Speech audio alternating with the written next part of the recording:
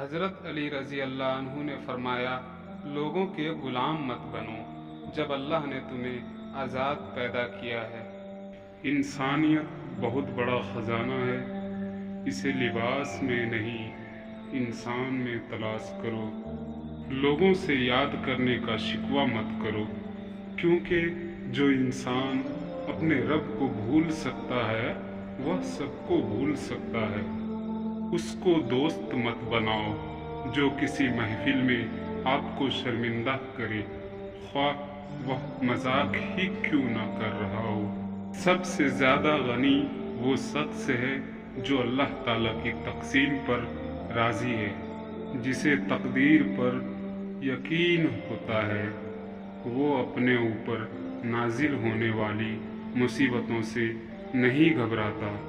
ہمیشہ ایسے شخص کو چنا کرو جو آپ کو عزت دے، کیونکہ عزت محبت سے کہیں زیادہ خاص ہوتی ہے۔ جھوٹ بول کر جیتنے سے اچھا ہے تم سچ بول کر ہار جاؤ۔ تم جنت نہ مانگو، بلکہ تم دنیا میں ایسے کام کرو کہ جنت تم کو مانگے۔ اگر کوئی تم سے جلتا ہے تو بجائے غصہ ہونے کے ان کی جلن کی قدر کرو، کیونکہ یہی وہ لوگ ہیں جو تمہیں خود سے بہتر سمجھتے ہیں۔ اگر چاہتے ہو کہ اللہ تعالیٰ کی خاص کرم تم پر برقرار رہے تو کبھی بھی یہ 7 گناہ نہ کرنا۔ پہلا گناہ اللہ تعالیٰ کے ساتھ کسی کو شریک کرنا ہے۔ دوسرا گناہ جادو کرنا ہے۔ تیسرا گناہ کسی کو ناحق مارنا۔